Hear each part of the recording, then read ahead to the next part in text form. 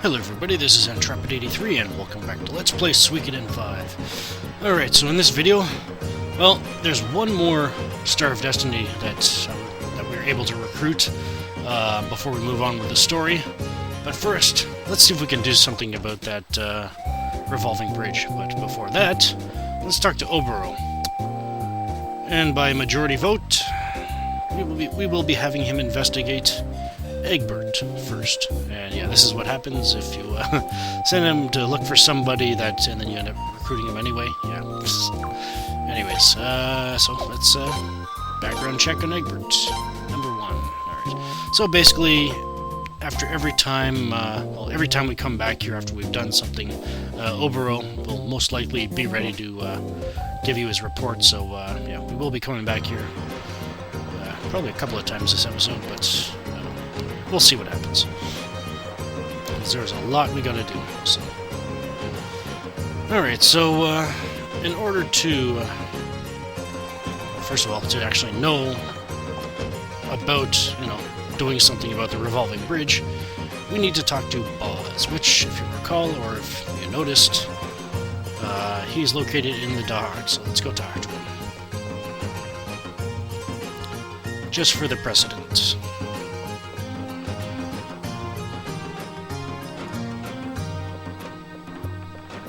There he is.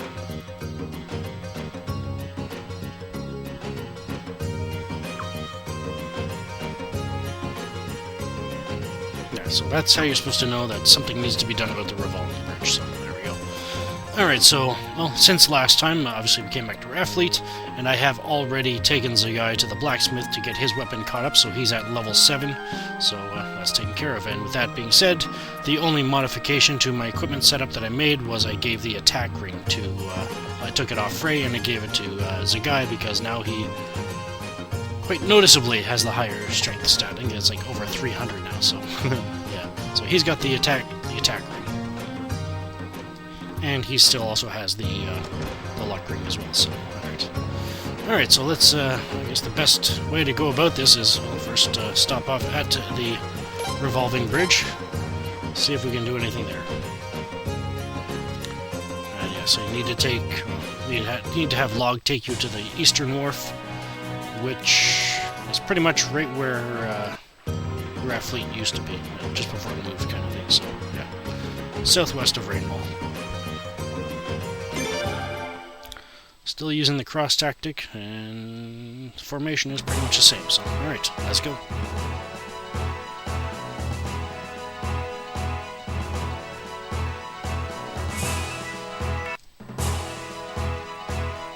Alright.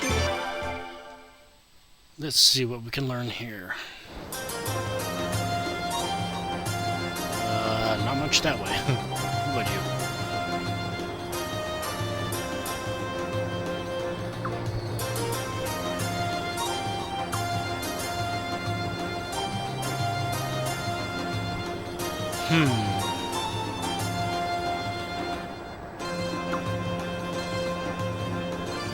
So the inventor actually lives in Estrise. Alright, keep that in mind.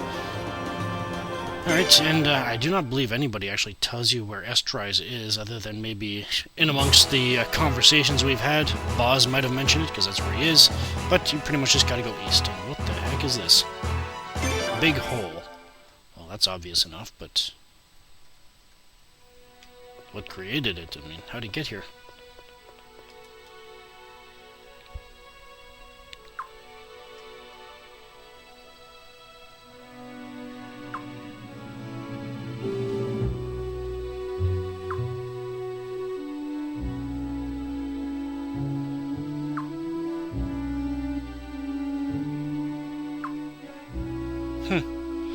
Well, unfortunately, we do not have the time to actually check it out any further, so I guess we'll have to leave that for another day. And just in case you're wondering, yeah, you need to trigger that scene in order to recruit somebody later on, so figured I may as well do it now. Woohoo! Glory to God, we got another sunbeam piece, so I think we're up to 3 now. Awesome, just one more. Okay, Estrai is on the coast. would like to meet up with that furball that we ran into earlier. Because if we are fortunate enough to run into it, it's a guaranteed sunbeam piece drop, so yeah. Defeating that thing will guarantee us another sunbeam piece, which would then therefore mean we can get the sunbeam rune finally. There's actually one new enemy once you pass that bridge on your way to Estrais here. The Banshee, basically Banshee and the Siren. The Siren is the mini-boss around here. They're basically the same character model. They basically look like flying mermaids with harps. Be careful with the Siren, though. I believe the Siren can actually instant kill you with one of its attacks, so yeah. Pretty nasty. Well, I know one of them can, so anyways. Alright, we're in Estrais, Boz's hometown. Yep, there's the Fraser, there's the rune shop, and I might as well take a look quickly, just for inventory's sake. And there is treasure around here, so let's go grab it. And there's the inn. And in here, we've got Mega Medicine.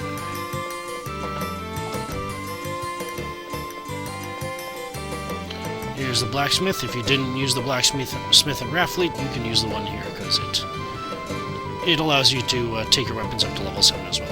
Here's the item shop. It's for inventory's sake. Take a look. I think it's one of these two. I think it's her. Professor Babbage.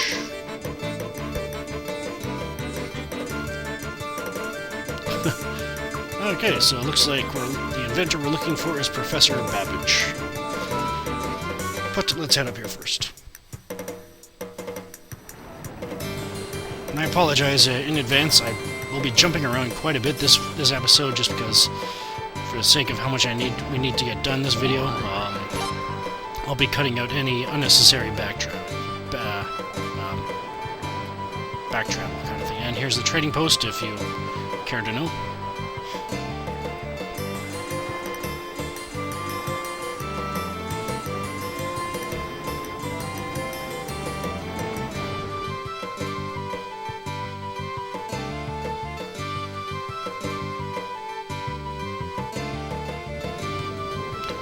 And you can see a treasure chest right there, through here.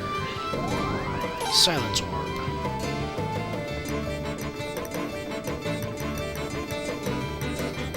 And if you head up here, we've got a rage piece.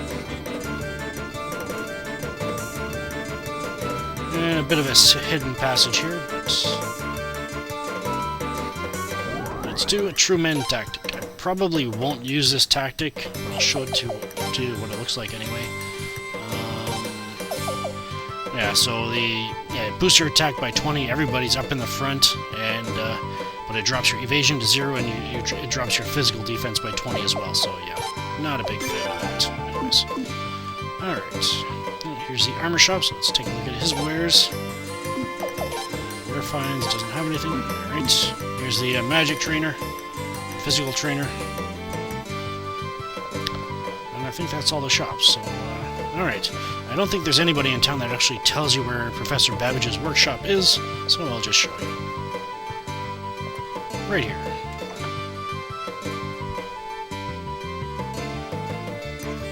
Alright, who is it? You?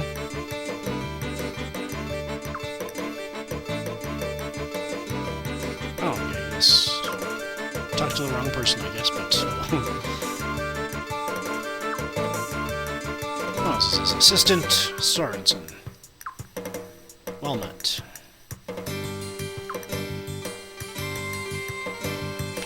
Actually, we want to stop the revolving bridge.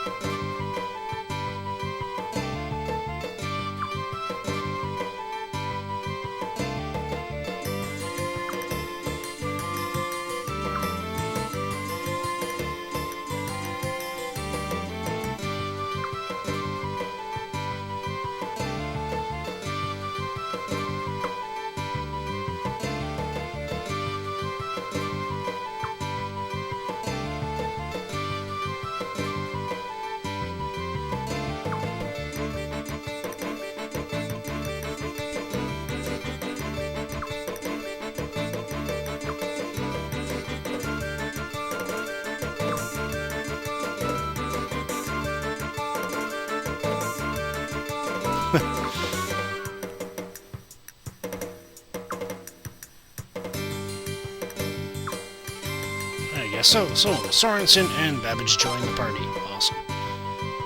But still, I'll have to stick them in the entourage for now. Alrighty. Let's go.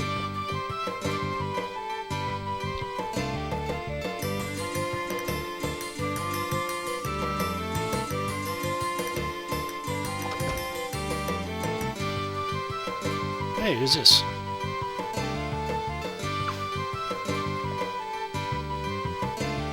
Blue.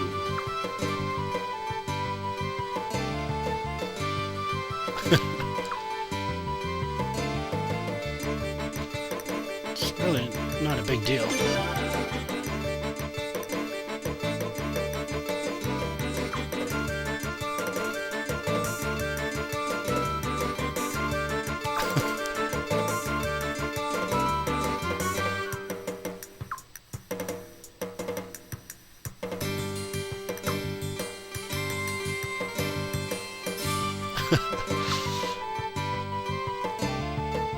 Yeah, I suppose, why not? Got a full party, but I'm sure we'll find somewhere to put you.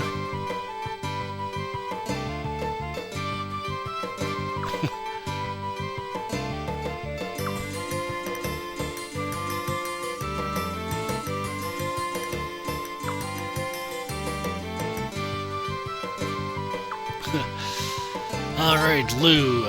Well, she's only temporary, but she has one of the highest speed stats in the game. Well, not right now, obviously, because she's so low leveled, but that will change. We'll boot Takamu out because we don't need him anymore. Well, right now anyway. Man, that sounded harsh, but but yeah, he's getting the bump since we don't need him to recruit anybody. So I actually want to swap Sileads and Lou, and get Lou starting to level up here, and I guess give her some better equipment as well. So let's just strip Sileads down, strip her down. So leather hat, leather armor, and boots. Remember that, viewers. I suppose I didn't need to do that, but let's just do this. Oops, too far. Let's give her some medicine to carry along, and I guess give her the stamina ring as well. Awesome. Alright. Leather hat, leather armor, and boots. Yeah. Lou's only temporary, so yeah, we'll have to take her off that stuff eventually. But alright, so we got Lou. Now let's get her to the blacksmith, get her forge her weapon up to level 7, so I'll take care of that, and I'll be right back. Alright, that's done. Awesome. Alright, let's go. But the one reason why I like Lou so much is not only the fact that she's one of the fastest characters in the game when you get her leveled up. She's got she's long range, but she's also got something called the auto crossbow. That's the weapon she uses, and essentially it just means that she can attack up to 4 times per round. So yeah, she can do quite a bit of damage when you get her speed up high enough. So yeah, that's pretty much the reason why. So yeah.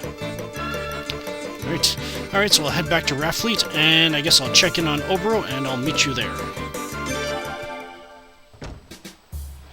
Alright, we're back, and so is Obro. So let's see what he turned up.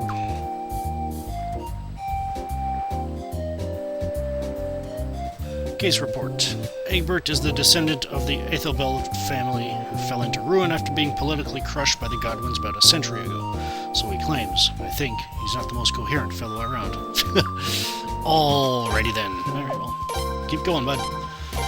Background number 2. Alright, so I guess we'll do a check in on him the next time we come back, so, yeah. Alright, so we're done with that, so let's just go back, talk to Log, and see if we can help us get to the revolving bridge, since Professor Babbage did say that we needed a boat, so. And actually, on the way back, I did run into that Siren mini-boss. There's nothing really special other than the fact that I did say that I think one of them, either the Banshee or the Siren, or maybe both, can actually inflict the, can instantly kill you. but the Siren has 700 hit points, and the Banshee has 300 hit points. So just anyways. All right. Hey, and again, let's go. And I figure just for the sake of the story, I'll leave this boat travel in.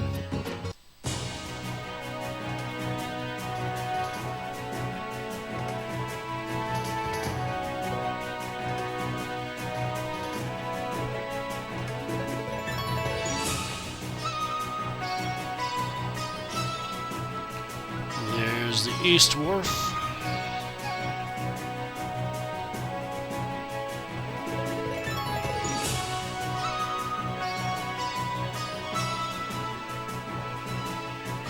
And there's the revolving bridge.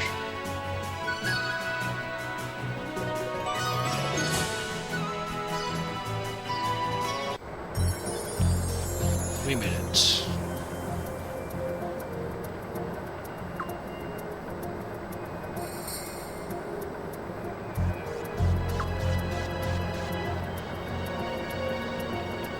Uh-oh. A welcoming party, or what? They look kind of menacing. Oh, they're guards. Oh, okay. It's a security system. So how do you disable it?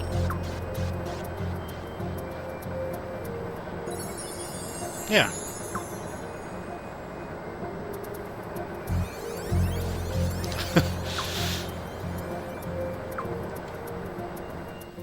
Yeah, we gotta fight him. Oh well.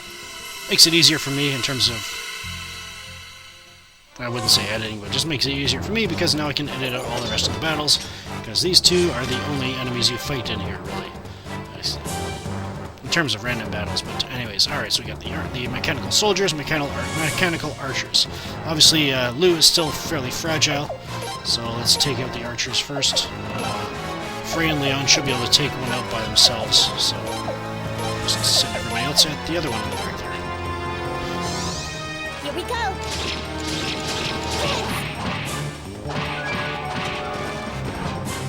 Yeah, we got about 500 hit points each.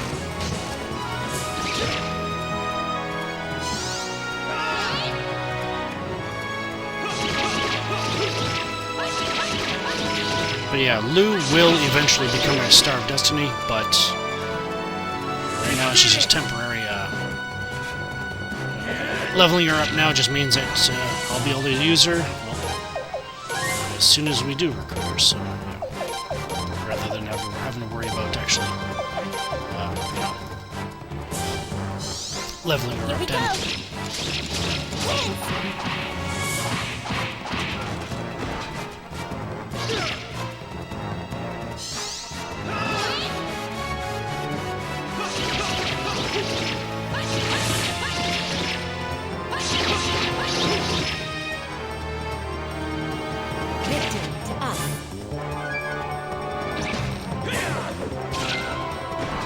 Well done, guys. Well done.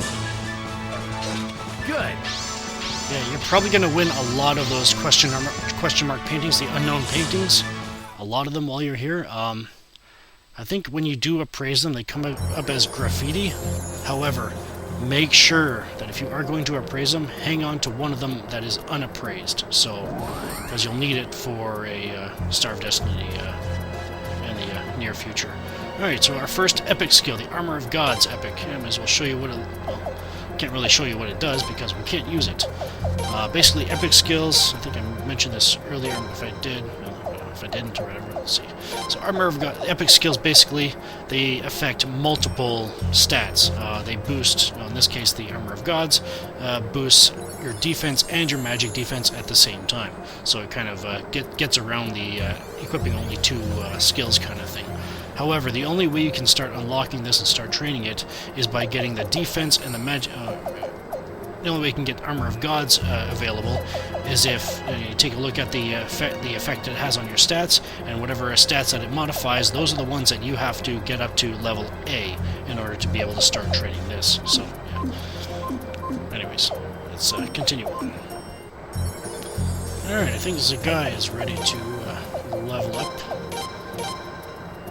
Check on Lou's stats as well. Alright, more attack power. Just what he needs.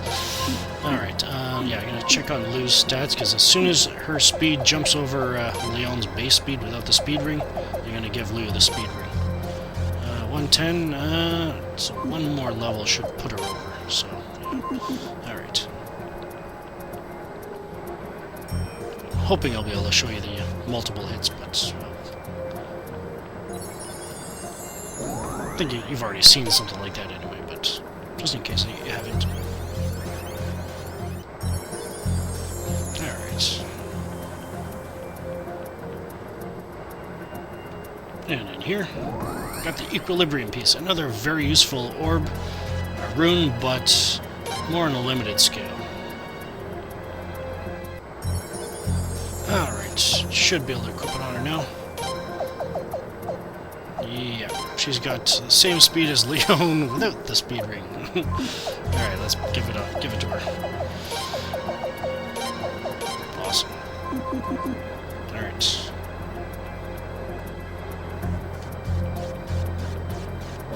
And we get the sound set 3. Awesome. Alright. Alright, before we head through this door, let's make sure we're all healed up. And just need a cheesecake for Lou there.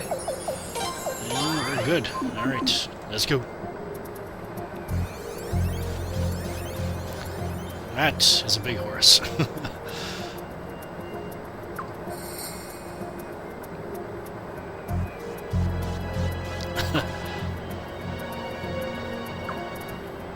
I can imagine what it's like being that tall and looking up to that thing. Wow.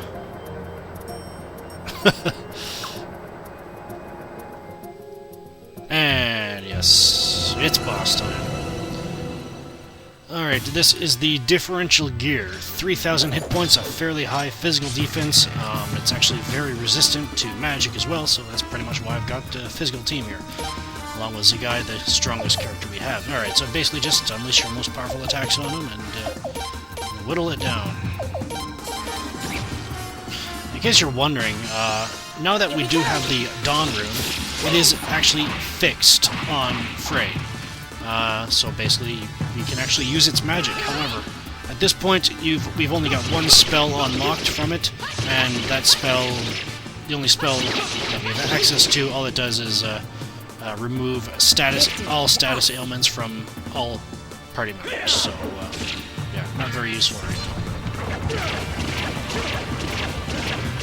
That is the weak attack. It's got a column attack that can do quite a bit of damage, but especially if it goes right down the middle there. Here we go!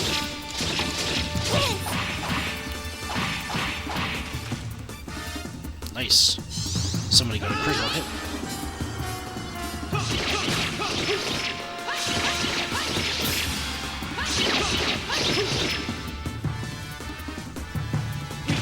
Yeah, you're really going to see the effect of the prosperity stuff in this battle.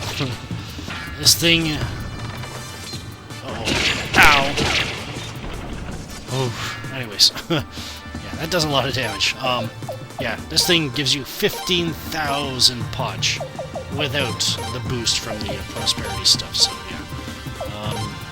Yeah, let's use medicine. Just in case. Here we go!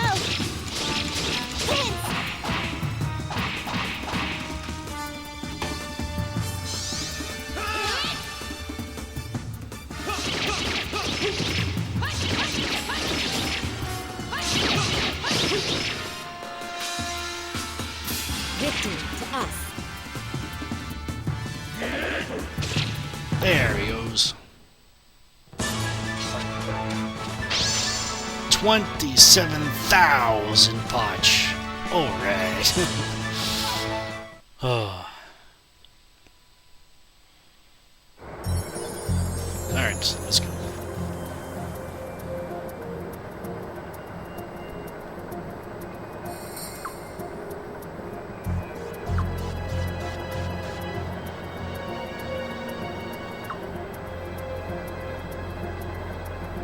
So, how do we shut it down?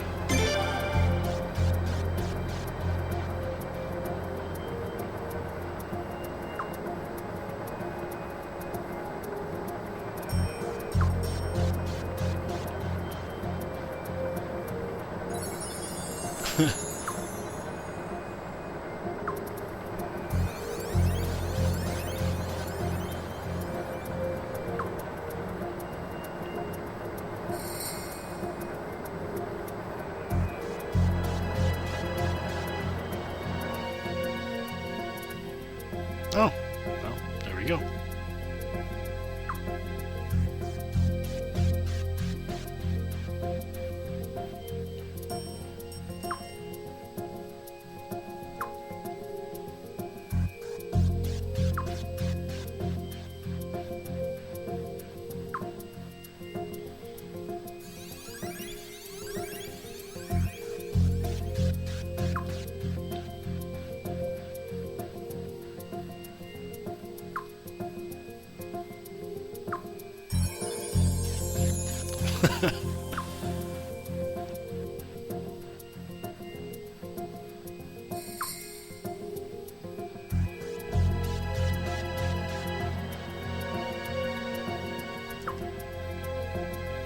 Alright. So, it looks like the Godwins won't be able to use the revolving bridge anymore. Huzzah! Mission accomplished. Booyaka. Anyways, so I guess now all we have to do is head back, and so who is the Star of Destiny that we still have to recruit? Find out next time. This is Intrepid83 signing off. Thank you for watching, and have a good one. And I will meet you back at Raffleet to meet up with Obero again, and then I guess we'll head back to Estrise from there. Alright? See you then.